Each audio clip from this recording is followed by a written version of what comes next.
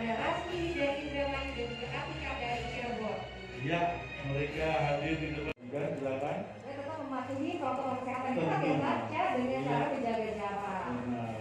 Jadi ini foto yang spesial karena biasanya kalau foto diminta senyum, tapi Bapak. Ya, jawaban saya ingin mengawali dari tata kelola penempatan kemudian juga baik berhubungan langsung dengan sindikat penempatan ilegal maupun sindikat ijon dan ini sebuah ekosistem, sehingga kebijakan-kebijakan BP2MI termasuk yang malam ini kawan saya, kita harapkan ini menghentikan sebuah ekosistem sindikat ijon rente sekaligus ya membubarkan apa yang saya sebut atau memutus mata rantai dari sebuah upaya menjerat pekerja migran, akhirnya mereka tersandera pada pinjaman dengan bunga yang berlipat ganda yang sebetulnya secara sistematis ini supaya memiskinkan mereka. Nah, kalau ini sebuah ekosistem yang secara sistematis memiskinkan PMI, tentu ini berhadapan, berlawanan, bertentangan dengan visi negara yang harusnya mensejahterakan pekerja migran Indonesia.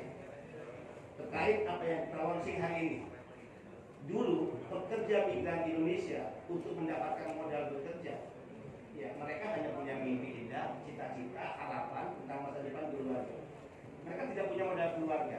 Dua hal yang secara tradisional mereka lakukan: pertama, terpaksa menjual harta benda milik keluarga; kedua, terpaksa meminjam uang ke negeri.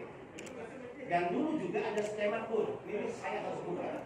Dulu ada skema kur, tapi sayangnya regulasi tidak memberi kesempatan PMI untuk meminjam langsung ke bank. Bahkan saya protes keras terhadap regulasi itu, dan saya menyatakan ini regulasi yang dolim, yang diduga kuat didesain menguntungkan pihak-pihak tertentu. Dulu menggunakan sistem linkage, di mana PMI tidak bisa meminjam langsung ke bank, tapi meminjam kur PMI itu diwakili oleh pihak ketiga yang bernama Koperasi Simpan Pinjam. Benar bahwa si pihak ketiga hanya dibebani 6%.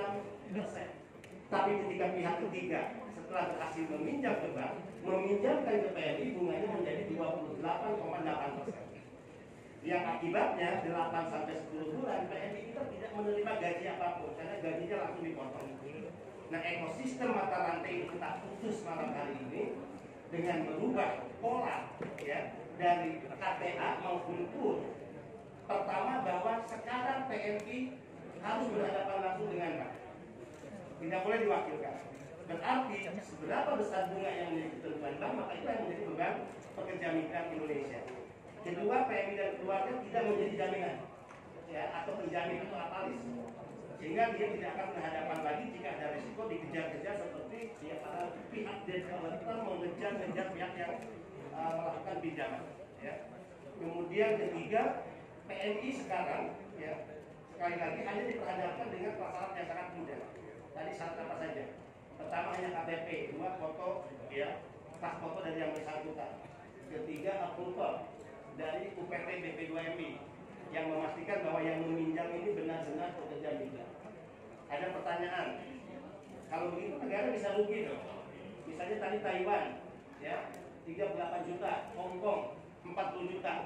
Bagaimana kalau dalam satu hari misalnya muncul gelombang calon PMI yang meminjam datang ke bank-bank di daerah melalui Menteng? Hari ini misalnya 480 yang sudah mengajukan bersama dengan launching. Tidak perlu khawatir akan resiko, karena uang yang diserahkan oleh bank untuk modal bekerja tadi ya itu tidak secara keseluruhan langsung diserahkan, tapi per item komponen biaya yang dibutuhkan.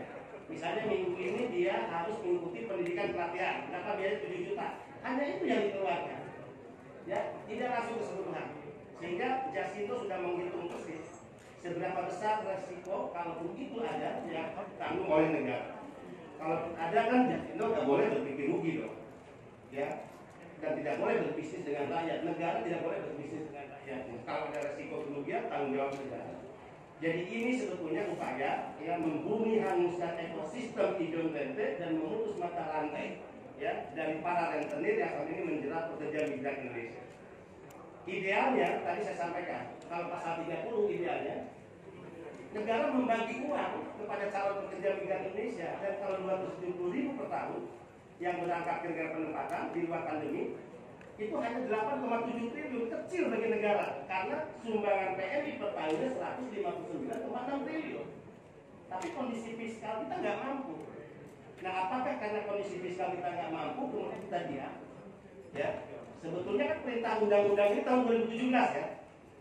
Saya belum kepala badan loh, saya baru 1,5 tahun kepala badan. Perintah ini sudah keluar tahun 2017. Saya katakan ini perintah undang-undang. Tidak boleh karena fakta empirik negara secara fiskal tidak sanggup memberikan biaya bagi pekerja, kemudian kita tidak melakukan apapun. Sementara di sisi lain para rentenir, ijon rente tetap beroperasi bekerja dengan segala prakteknya yang menjerat leher para pekerja migran kita, menjadikan mereka sebagai mangsa. Nggak boleh. Saya turunkan peraturan badan, saya turunkan peraturan di bawah peraturan badan lewat keputusan kepala badan yang malam ini. Sekali lagi Pak Melki, saya idealnya setuju sebetulnya perintah undang-undang itu kita kasih duit. Tapi karena kita belum siap negara, maka yang kita fasilitasi adalah melalui pinjaman dengan bunga yang sangat rendah. Saya ingin lapor ke Pak Melki, sekali lagi 11% ini adalah roda KTA BNI. Tapi yang sedang berproses pembahasannya Jakpur itu 6%. Ya. Jadi tinggal nanti PNI memilih mau mengikut dengan pinjaman KTA atau KUR. KUR 6%, dan itu sudah disanggupi oleh Pak Erlangga sendiri. Beliau cukup peduli dengan pekerja migran juga. Ya, tinggal menunggu regulasinya. Ya, insya Allah dalam bulan-bulan ke depan sudah selesai. Jadi dua yang kita launching, KTA, program BNI, dan KUR. Ya, program pemerintah. Saya pikir ini ya. Terima kasih sudah nonton. Jangan lupa like, subscribe, dan share ya.